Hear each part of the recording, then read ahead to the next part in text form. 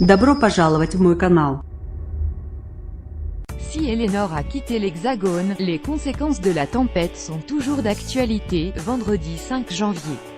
Le bilan humain s'est alourdi. 5 personnes sont mortes et 2 personnes sont toujours disparues, selon le dernier bilan du ministère de l'Intérieur. Par ailleurs, 14 départements sont toujours en vigilance orange.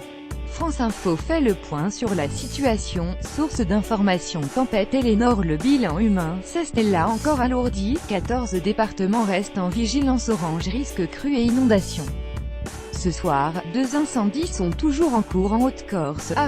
Gérard Descolons salue la forte mobilisation des forces de sécurité et de secours. pic.twitter.com BJTD Dadj 6S, ministère de l'Intérieur à @place. Beauvau 5 janvier 2018. Un lourd bilan humain. La tempête Eleanor a fait 5 morts dans les gorges du Bréda, entre Isère et Savoie. Après 24 heures de recherche, le corps d'un pompier volontaire de 64 ans, tombé jeudi dans ce torrent déchaîné lors d'une opération de secours, a été retrouvé. Un autre décès est venu alourdir le bilan. Vendredi, un ouvrier a été tué à Choisy, Haute-Savoie, sur le chantier de rénovation d'une ferme fragilisée par la tempête, selon le parquet d'Annecy qui a ouvert une enquête. Cette 4e tempête de l'hiver avait précédemment coûté la vie à 3 personnes dans les Alpes. Un skieur de 21 ans en Haute-Savoie mercredi, une nonagénaire morte jeudi dans sa maison inondée en Isère et un agriculteur retrouvé jeudi sous une coulée de neige en Savoie. 2 autres personnes sont toujours portées disparues dans des départements où la tempête a sévi. Un octogénaire dans le village de Lusnay-l'Évêque, Saône-et-Loire, que traverse une rivière actuellement en crue, et un Allemand de 70 ans qui a pu être emporté en Haute-Marne par l'Aube, dont les eaux ont aussi monté après d'intenses précipitations. Par ailleurs, à Paris, une policière de la brigade fluviale a disparu dans la Seine lors d'un exercice vendredi. Les recherches qui ont mobilisé la brigade fluviale, pompiers, 2 hélicoptères, 4 équipes cynophiles et un drone, ont été suspendues en fin d'après-midi et reprendront samedi.